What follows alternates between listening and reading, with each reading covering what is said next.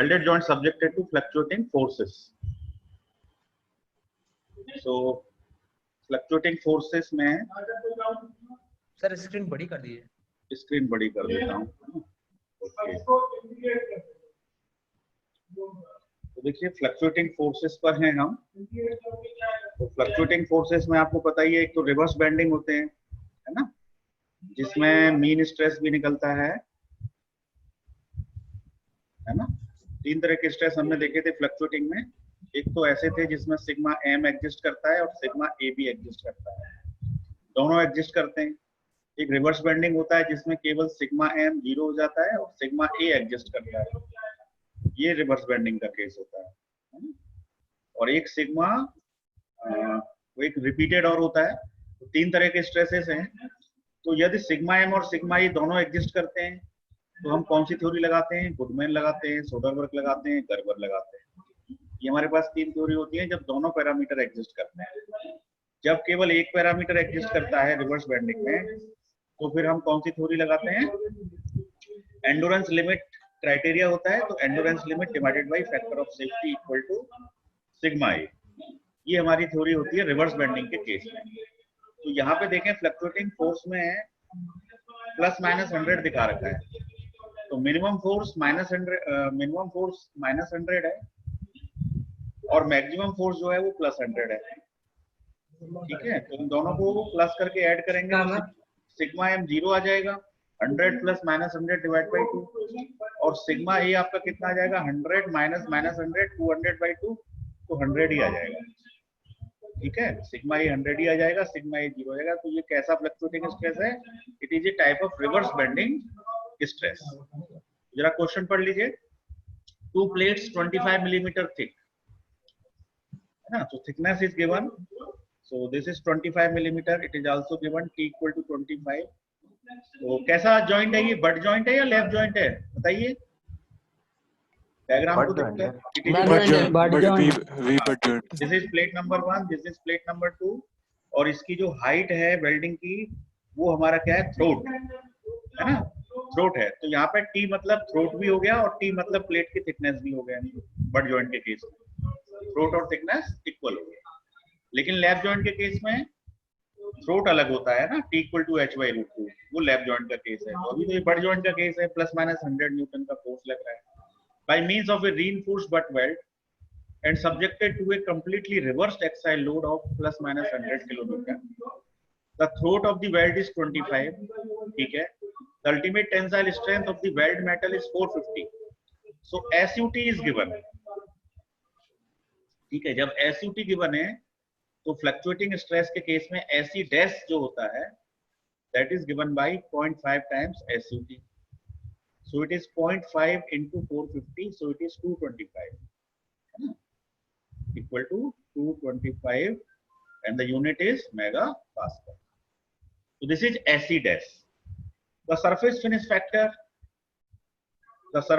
factor that is KA of the weld is equivalent to that of the forged and forged component. ठीक है, surface factor is given, forced component. तो ये हमको कहां से मिलेगा? के डाटा बुक से मिलेगा, है ना।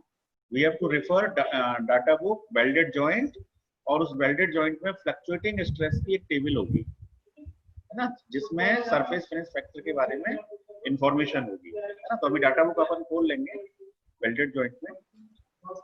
So now the reliability is 90%। तो ये तो रिलायबिलिटी टेबल से मिल जाएगा। तो 90% पे जो रिलायबिलिटी फैक्टर होता है KC, that is given by 0.897। तो आपको याद भी हो गया होगा और डाटा बुक में दिया हुआ है। Determine the length of the weld, determine the length of the weld. तो हमें लेंथ निकालनी है। If the factor of safety is 2, factor of safety is given, ठीक है। This is the question. तो देखिए SE डैश याद रखना 225। मैं जरा सा इसकी इंक क्लियर कर रहा हूँ। SE डैश हमारा कितना आ चुका है? 225, है ना। SE dash is 225 megapascal. अब हमें SE निकालना है, तो उसके लिए हमारे पास क्या फॉर्मूला है? K KB KD और SE डैश। बात मत करिए, म्यूट रखिए अपने आप को। तो K, KB, KC, KD, SC dash. Now SC dash is 225. KC भी पता है 0.897 है ना. KD क्या होता है 1/KF. KD क्या होता है 1/KF. तो फटीग स्ट्रेस कंसंट्रेशन फैक्टर क्या क्वेश्चन में दे रखा है, चेक करिए है ना. K भी साइज फैक्टर है, तो साइज फैक्टर में क्या रूल थे, याद आ रहा है. साइज फैक्टर में KB की 3 वैल्यू होती थी, एक 1 होती थी, एक 0.85 होती थी और एक 0.75 होती थी, है ना. जब डायमीटर लेस देन 7.5 होता था, लेस देन इक्वल टू 7.5 था, तो 1 ले लेता है. 1 होती थी और 7.5 से लेके 50 mm के बीच में होता था तो 0.85. तो हमारे केस में इसका साइज कितना है 25 mm. 0.85. तो 25 mm होने के कारण ये इस रेंज में आएगा. इस रेंज में आने के कारण हमारा KB कितना हो जाएगा 0.85 हो जाएगा. ठीक है, तो KB is 0.85 in our case. ठीक है, KB is not a problem. KC भी हमें पता लग गया है. अब बात बची केवल K और KD की. तो इन दोनों को हम कहां से यूज करेंगे, डाटा बुक से यूज करेंगे. ठीक है, डाटा बुक से यूज करने के बाद हमको क्या मिल जाएगा फाइनली, SC. ठीक है, अब SC मिलने के बाद हमारे पास क्या फॉर्मूला है, sigma A equal to SC by factor of safety reverse bending के केस में. अब सिग्मा A हमारा कितना है, अभी हमने निकाला था सिग्मा A हमारा 100 है ना. रिवर्स बेंडिंग के केस में sigma A equal to sigma max, और सिग्मा मैक्स कितना है 100, सो इट इज 100. अब SC हमें कैलकुलेशन से मिल चुका. फैक्टर ऑफ सेफ्टी हमारा कितना दे रखा है, how much is the factor of safety, factor of safety is 2.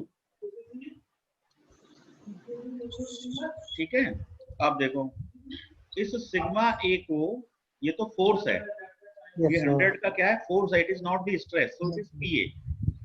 तो 100 को एरिया से भी डिवाइड करना पड़ेगा तब ये स्ट्रेस बनेगा. 100 इज द फोर्स है ना. तो फोर्स डिवाइड बाय एरिया. अब हमारे केस में एरिया कितना है, एरिया देखें तो इसकी हाइट कितनी है T और वेल्ड का जो लेंथ है वो कितना है L. तो ये L/T का रेक्टेंगल बन रहा है, that's why area is TL. Area is है ना वेल्ड का लेंथ. तो हम लिख सकते हैं 100/TL हमारा हो जाएगा 100/TL equal to SC divided by factor of safety. अब T 25 दे रखा है, तो अब इस पूरी इक्वेशन में केवल एक ही अननोन होगा L, so L can be found. ठीक है, अब मैं इसको स्टॉप शेयर करके आपको डाटा बुक दिखाता हूँ जहां पे सरफेस फिनिश फैक्टर कैसे देखेंगे वो देखिएगा. ठीक है,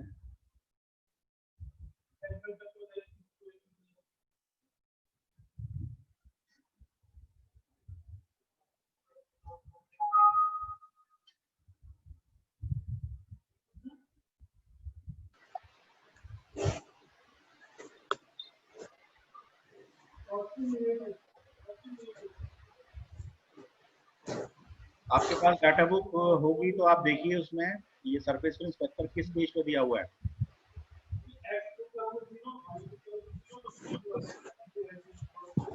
मशीन डाटा बुक भंडारी ना ओपन शेयर कर देते हैं हम आपको इसको.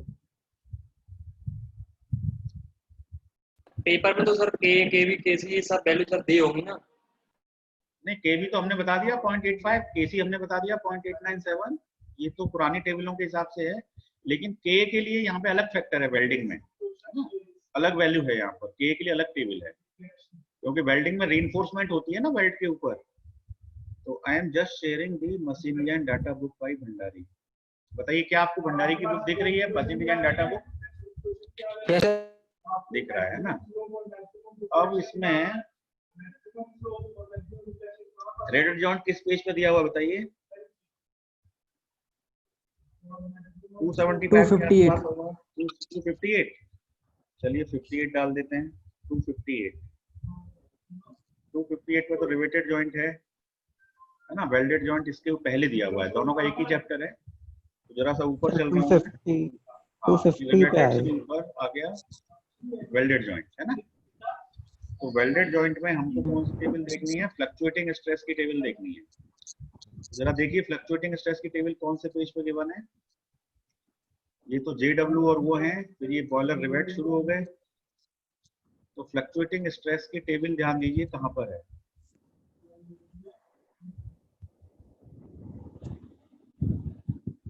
ये टेबल तो नहीं है। Minimum size of the flats, no it is not. ये टेबल है fatigue stress concentration factor for the welded joints. एक तो हमें केएफ चाहिए था, है ना, हमें क्या जरूरत है, केएफ की जरूरत है। तो केएफ हम रीइंफोर्समेंट बट वेल्ड का लेंगे तो कितना हो गया हमारा केएफ 1.2। नोट कर लीजिए आप, केएफ की वैल्यू तो 1.2 है, ठीक है। रीइंफोर्स बट वेल्ड के केस में हमारा बट वेल्ड है ना, फ्लैट वेल्ड तो है नहीं। यदि हमारा फ्लैट वेल्ड का केस होता तो हम फ्लैट वेल्ड की वैल्यू लेते। That's why it is butt weld, so it is KF is 1.2। ये नोट हो गया। अब क्या बचा, KA। KA तो सरफेस फिनिश फैक्टर है। सनी जी थोड़ी देर में मिलाता हूँ, क्लास ले रहा था अभी जरा, मैं मिलाता हूँ खुद आपको। तो KF इज क्लियर, और K सरफेस फिनिश फैक्टर में टेबल होती है, वो तो वहीं पर दी हुई है, कहाँ पर, फ्लक्चुएटिंग लोडिंग वाले चैप्टर में। K, KB, KC तीनों का फैक्टर वहीं पर है। KD वहां पे 1/KF होता था, यहाँ पर भी 1/KF है, और KF के लिए ये टेबल है, ठीक है। तो अब हमारे पास सारी चीजें अवेलेबल है। मैं इसे स्टॉप शेयर कर रहा हूँ, और स्टॉप शेयर करने के बाद मैं दोबारा से वही फाइल शेयर कर रहा हूँ आपको, वेल्डेड जॉइंट।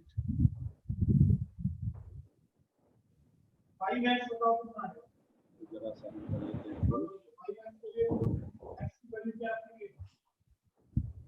तो देखिए, मुझे कुल मिलाकर क्या चाहिए था, SE चाहिए पहले।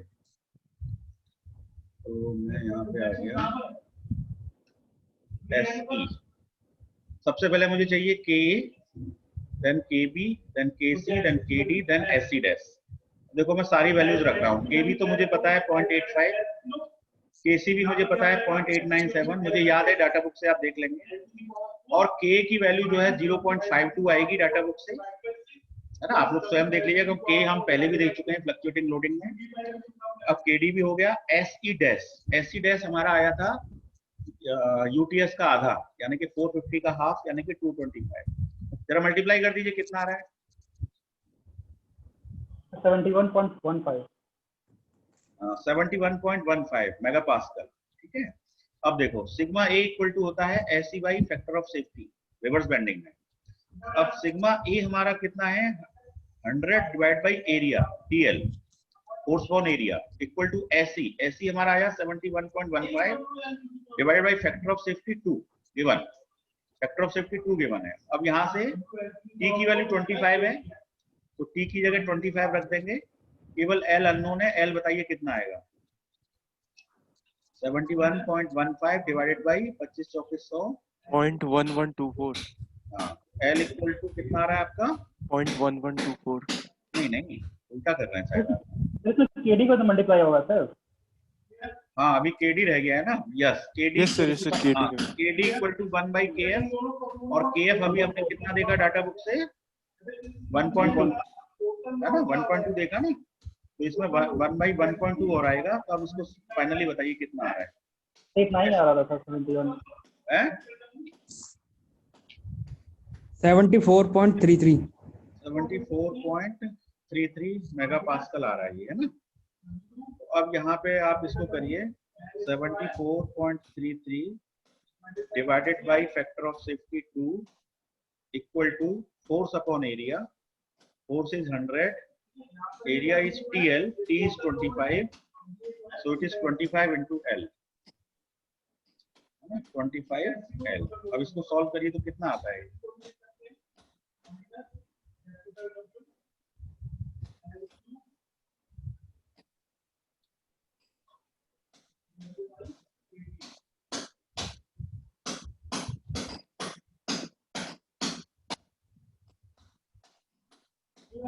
वन 107.62 L की वैल्यू है,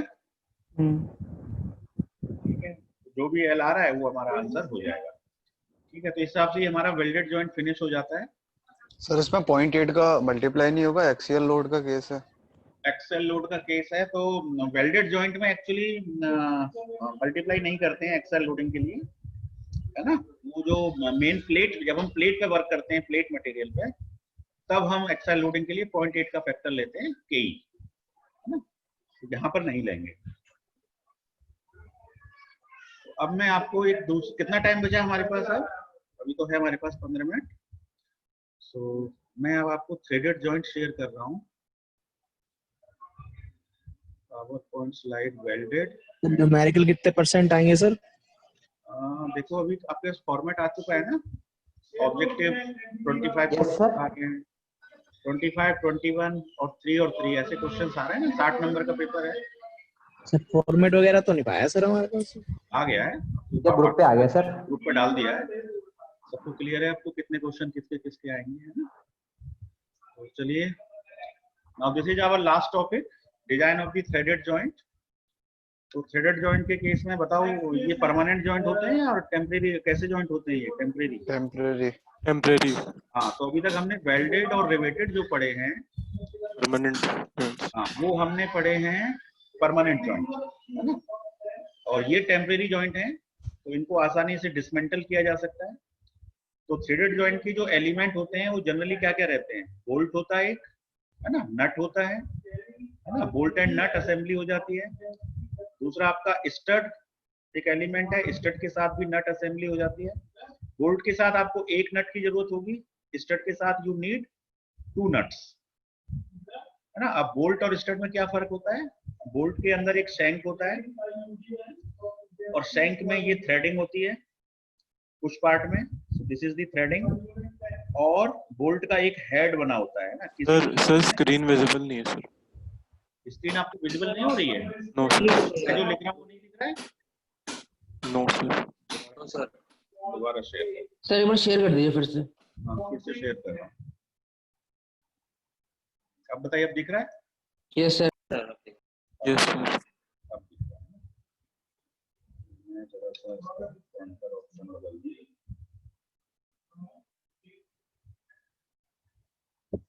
हाँ, तो मैं ये बता रहा था कि थ्रेडेड जॉइंट एक टेम्परेरी जॉइंट्स होते हैं, उनको आसानी से डिसमेंटल कर सकते हैं। और जो थ्रेडेड जॉइंट के जो एलिमेंट्स होते हैं उसमें बोल्ट और नट असेंबली, स्टड और नट असेंबली। अब बोल्ट और स्टड में जो डिफरेंस है, तो बोल्ट में क्या रहता है? एक शैंक पोर्शन होता है, ये शैंक है, पूरा शैंक लेंथ है, और इस शैंक के कुछ पार्ट पर थ्रेडिंग रहती है। कुछ पार्ट पे थ्रेडिंग होती है, कभी कभी पूरे पार्ट पर भी थ्रेडिंग हो सकती है। और इसका एक हेड होता है बोल्ट का, है ना। हेड के अलग अलग शेप हो सकते हैं, हेक्सागोनल, स्क्वायर वगैरह वगैरह। So it is bolt and nut assembly. अब बोल्ट और स्टड में फर्क ये है कि स्टड में हेड नहीं होता किसी भी तरफ, है ना। बोल्ट में एक तरफ हेड होता है, लेकिन स्टड में पूरी लेंथ में थ्रेड्स होते हैं, है ना। थ्रेडिंग इज देयर, और दोनों तरफ इधर भी हमको नट फिट करना है, इधर भी नट फिट करना है। तो स्टड के साथ आपको 2 नट्स की जरूरत रिक्वायरमेंट होती है, ठीक है। यदि और कभी कभी ऐसा होता है कि हमारा बोल्ट किसी दूसरे एलिमेंट में ही इंसर्ट रहता है, तो वहां पर हमें बोल्ट की नीड नहीं होती, तो उस तरह के बोल्ट्स को हम कहते हैं कैप बोल्ट, ठीक है। अभी मैं फिगर से दिखाऊंगा आपको।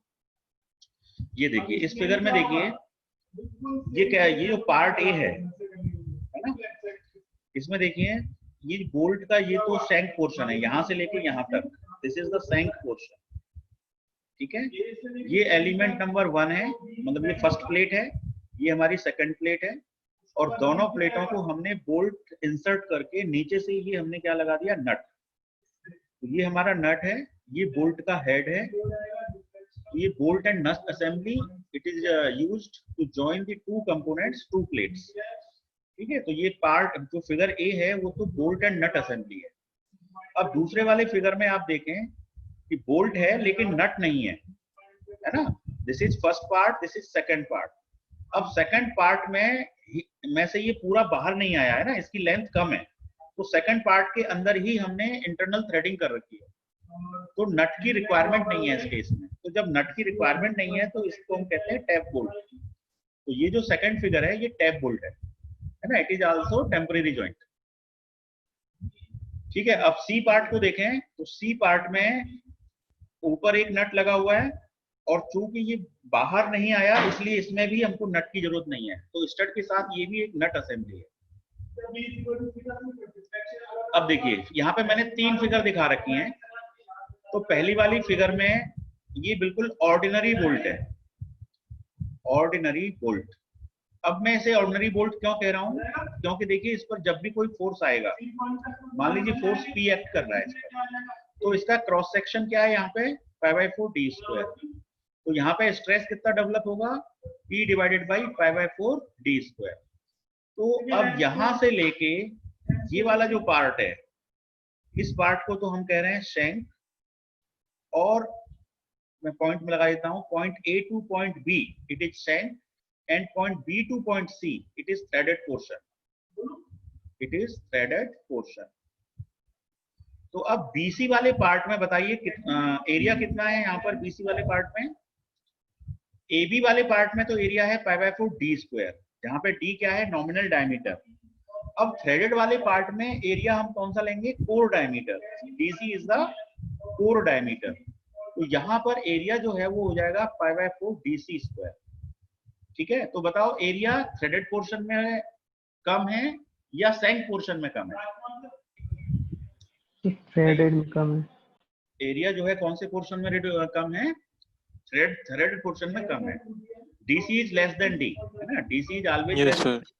So area is less in threaded portion.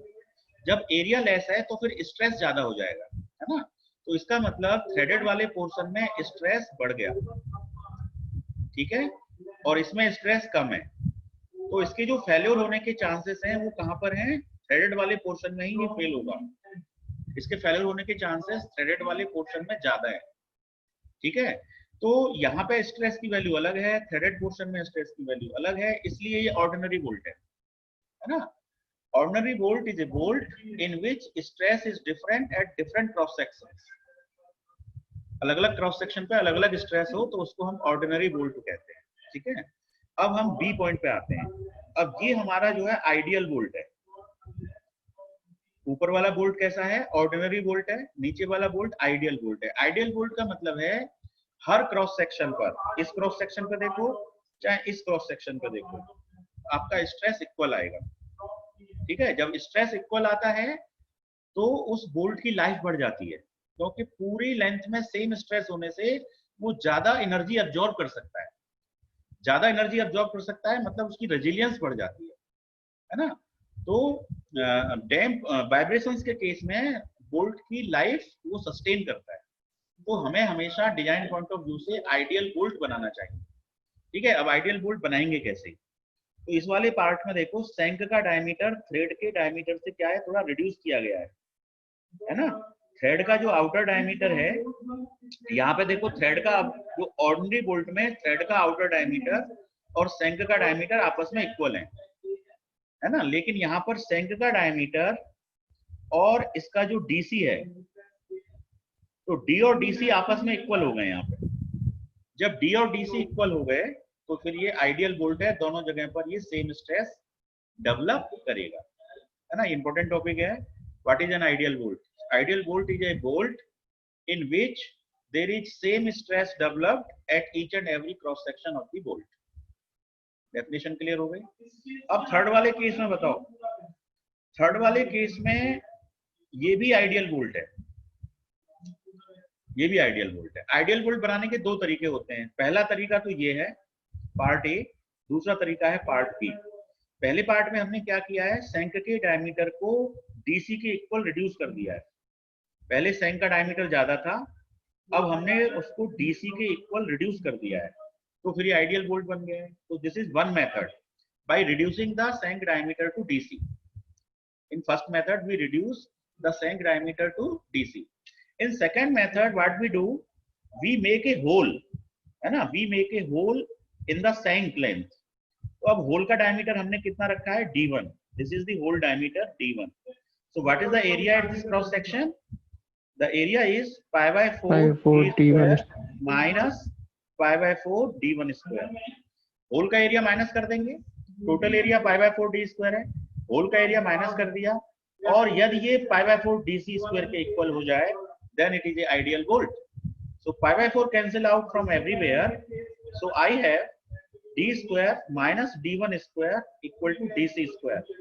So D1 is given by under root of D square minus DC square। So D1 is the diameter of the hole। तो इस फॉर्मूले से हम होल डायमीटर निकाल सकते हैं। कि हमें कितने डायमीटर का होल यहाँ पे करना चाहिए जिससे हमारा बोल्ट ऑर्डिनरी बोल्ट से आइडियल बोल्ट में कन्वर्ट हो जाए। कोई डाउट तो नहीं है स्लाइड में?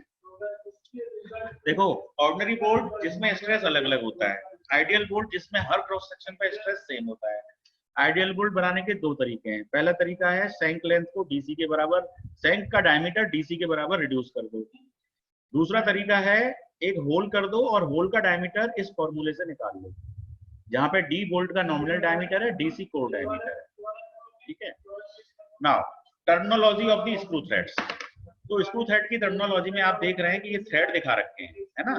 तो इसमें जो टॉप पोर्शन है, ये जो टॉप पोर्शन जो मैंने अभी रेड मार्क किया है, इस टॉप पोर्शन को हम कहते हैं क्रेस्ट। ठीक है। और जो बॉटम पोर्शन है उसको हम कहते हैं रूट। जितने बॉटम पोर्शन है उनको हम क्या कहते हैं? रूट। तो देखो, क्रेस्ट से क्रेस्ट तक का जो डिस्टेंस है वो कहलाता है नॉमिनल डायमीटर, है ना। क्रेस्ट से क्रेस्ट उसको कहते हैं हम मेजर डायमीटर। मेजर डायमीटर के कई नाम हैं, एक तो नॉमिनल डायमीटर भी कहते हैं इसको और मैक्सिमम डायमीटर भी कहते हैं। ये तीनों नाम सेम है, मैक्सिमम, नॉमिनल, मेजर। ठीक है। और ये डिस्टेंस होती है crest to crest, crest to crest. ठीक है। तो क्रेस्ट टू क्रेस्ट। दूसरा आपका है माइनर डायमीटर, ये होती है रूट टू रूट। ये भी रूट है, ये भी रूट है। रूट से लेके रूट तक का जो डिस्टेंस है वो डीसी कहलाता है। ठीक है। तो ये हो गया रूट टू रूट, राइट। अब देखो एक और डायमेंशन है पिच सर्किल डायमीटर। अब पिच सर्किल डायमीटर आप कहां तक लेंगे? देखो, थ्रेड में कैसे ट्रायंगल बन रहा है, ठीक है। इस वाले पार्ट को हम कहते हैं thread angle, this is the thread angle. तो आईएसओमेट्रिक थ्रेड्स में इस एंगल की वैल्यू होती है 60 डिग्री। ठीक है। अब इस थ्रेड में देखो, यहां पर थ्रेड का थिकनेस ज्यादा है ना। फिर ये थिकनेस रिड्यूस हो गई, रिड्यूस हो गई, रिड्यूस हो गई, रिड्यूस होती जा रही है और लास्ट में जाकर के ये थिकनेस क्या हो रही है? जीरो हो जाती है। तो यहाँ पे देखो, यहाँ पे सबसे ज्यादा डिस्टेंस मिल रही है आपको, ज्यादा थिकनेस मिल रही है, फिर कम कम होते हुए लास्ट में क्या हो जाती है? जीरो हो जाती है, राइट। तो इसमें एक तो होती है थ्रेड थिकनेस और एक होती है थ्रेड विड्थ, है ना। दो थ्रेडों के बीच में स्पेस, जैसे कि ये पहला थ्रेड है और ये दूसरा थ्रेड है, तो इन दोनों के बीच में ये स्पेस है ना, स्पेस ऑफ दी थ्रेड। तो जिस पॉइंट पर थ्रेड की थिकनेस और थ्रेड का स्पेस इक्वल हो जाते हैं, जिस पॉइंट पर थ्रेड की थिकनेस और थ्रेडों के बीच स्पेस इक्वल हो जाते हैं, उन पॉइंट्स को आप, उन पॉइंट्स के बीच का डिस्टेंस जो होता है वो होता है pitch circle diameter. Definition clear है? एक बार मैं जरा सा फिर से इसको पिच डायमीटर को एक बार और एक्सप्लेन करता हूँ। सर क्रेस्ट और रूट बता दीजिए सर एक बार। हाँ, मैं बता रहा हूँ अभी। देखिए, ये टॉप से लेके टॉप तक है ना, टॉप से टॉप, ये तो मेजर डायमीटर है, इसमें तो कोई डाउट है ही नहीं, टॉप टू टॉप। अब बॉटम टू बॉटम, ये हो गया आपका माइनर डायमीटर, डीसी। ठीक है। अब टॉप और बॉटम के बीच में कई सारे पॉइंट हैं, फर्स्ट पॉइंट, सेकंड पॉइंट, बहुत सारे पॉइंट हैं। ठीक है। तो देखो, मैं थ्रेड की नंबरिंग यदि करूं तो ये मेरा थ्रेड है ट्रायंगुलर शेप में, यही तो थ्रेड है। तो ये थ्रेड है, यहाँ मटेरियल है, ये वाला पार्ट हॉलो है, इसमें तो कोई मटेरियल है नहीं, है ना। Material hollow, material hollow, material hollow, ऐसे ही तो चल रहा है अल्टरनेट। थ्रेड के अंदर मटेरियल है, तो ये मटेरियल है, यहाँ मटेरियल है ना, यहाँ मटेरियल है, यहाँ मटेरियल है। तो देखो, material hollow, material hollow, material hollow, समझ में आ गई बात? तो जो हॉलो पोर्शन है उसको तो मैं कह रहा हूँ स्पेस, दो थ्रेड्स के बीच का स्पेस, और जो थ्रेड की थिकनेस है उसे, वो थ्रेड जहाँ मटेरियल है वो थिकनेस है। तो जहां पर ये थिकनेस और स्पेस बराबर हो जाते हैं, जिस पॉइंट पर देखो, यदि मैं इस वाले टॉप की बात करूंगा तो यहाँ पे थ्रेड थिकनेस कम है लेकिन स्पेस ज्यादा है। ठीक है। कोई पॉइंट तो ऐसा होगा जहां पर थ्रेड की थिकनेस और स्पेस आपस में इक्वल होंगे। तो जिस पॉइंट पर थ्रेड की थिकनेस और स्पेस आपस में इक्वल होते हैं तो उसको हम कहते हैं पिच सर्किल डायमीटर। मेरे ख्याल से क्लियर हो गया होगा। ठीक है। तो ये जो बात मैंने आपको बताई है ये एक्सटर्नल थ्रेड्स के लिए बताई है। ये लेफ्ट डायग्राम जो है वो एक्सटर्नल थ्रेड है और जो राइट में डायग्राम है वो इंटरनल थ्रेड है। ठीक है। तो जब हम बाहर से देखते हैं तो ये पॉइंट क्या है? क्रेस्ट है। लेकिन जब हम अंदर से देखेंगे तो यही पॉइंट रूट बन जाएगा। ध्यान से देखिए, अब यही पॉइंट रूट हो गया। पहले ये पॉइंट क्रेस्ट था एक्सटर्नल थ्रेड में, लेकिन जब इंटरनल थ्रेड होंगे तो हमारा जो व्यू है वो अंदर से देखने का होगा। जब हम अंदर से देखेंगे तो जो पार्ट गहराई में होगा वो रूट कहलाएगा और ये क्रेस्ट कहलाएगा। तो क्रेस्ट और रूट की डेफिनेशन बिल्कुल रिवर्स हो जाती है। एक्सटर्नल थ्रेड में जो क्रेस्ट होता है वो इंटरनल थ्रेड में रूट होता है, ठीक है, और जो यहाँ रूट होता है वो वहां क्रेस्ट होता है। तो अब यहाँ पे मेजर डायमीटर क्या हो जाएगा? Root to root. Major diameter क्या हो जाएगा? Root to root internal thread में, लेकिन एक्सटर्नल थ्रेड में वो क्या था? क्रेस्ट टू क्रेस्ट, ठीक है। तो मेजर डायमीटर को कैसे डिफाइन करते हैं? It is the distance between crest to crest in external threads and root to root in internal threads, ठीक है। ऐसे ही माइनर डायमीटर में, माइनर डायमीटर यहाँ पे रूट टू रूट है लेकिन यहाँ क्रेस्ट टू क्रेस्ट हो जाएगा, ठीक है। तो अब थोड़ा एब्रीविएशन भी अलग है। यहाँ पे हम स्मॉल लेटर का यूज करते हैं, small D, small DP, small DC, लेकिन एक्सटर्नल थ्रेड के लिए कैपिटल लेटर्स का यूज किया जाता है। तो capital D, capital DC, capital DP, DP for pitch circle diameter. तो ये क्लियर है। अब बोल्टेड जॉइंट की सिंपल एनालिसिस है ना। अभी ये आज के लिए लास्ट टॉपिक है, ये 2 मिनट का टॉपिक है, इसको जरा सा फ्री करते हैं।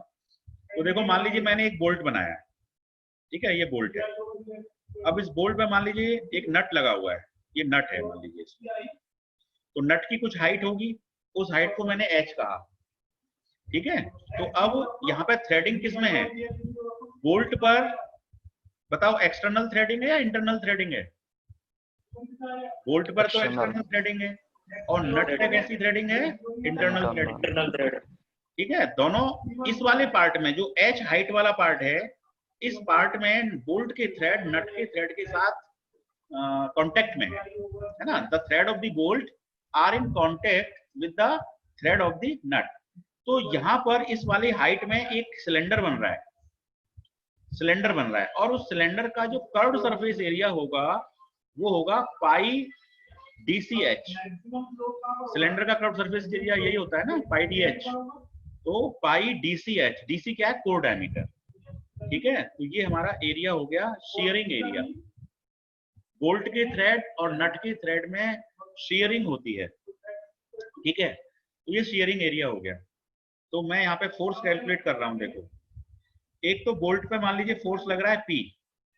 तो अब इस फोर्स को कैसे कैलकुलेट करेंगे? बोल्ट का डायमीटर कितना लोगे? π/4 DC²। This is the bolt diameter multiplied by sigma T, tensile stress आएगा। अब नट में क्या आएगा? नट में शेयरिंग हो रही है, तो पाई DCH तो एरिया हो गया, एरिया मल्टीप्लाइड बाय टाउ। तो देखो, ये भी फोर्स है, ये भी फोर्स है, दोनों ही फोर्स हैं। अब ये वाला जो फोर्स है ये टेंसाइल फोर्स है ऑन दी बोल्ट, और ये वाला जो फोर्स है वो शेयरिंग फोर्स है ऑन दी नट, ठीक है। हम ये चाहते हैं कि हमारा बोल्ट भी और नट भी दोनों ही इक्वली स्ट्रांग हो। फेलियर शुड नॉट ऑकर, क्योंकि नट भी फेल हुआ मतलब टोटल फेल्योर है। दोनों में से कोई भी एक फेल हो गया तो टोटल फेल्योर है। तो बोल्टेड जॉइंट के केस में हम ये कोशिश करते हैं कि दोनों इक्वली स्ट्रांग हो, इसलिए हमने दोनों फोर्सों को इक्वल कर दिया है इक्विलिब्रियम के लिए। अब इक्वल करने के बाद पाई से पाई कैंसिल, तो आपको मिला DC² divide by 4 sigma t equal to DC into h. Tau को लिखा जा सकता है सिग्मा T/2। टॉ क्या होता है? सिग्मा T/2 होता है ना शियर स्ट्रेस थ्योरी के अकॉर्डिंग, टेंसाइल स्ट्रेस का हाफ होता है। तो देखो, सिग्मा टी से सिग्मा टी कैंसिल हो गया, DC से DC कैंसिल हो गया, 2 2 जा 4 हो गया, तो H इज इक्वल टू मिला DC/2, और इसे हम कहेंगे 0.5 DC। तो H इक्वल टू 0.5 DC।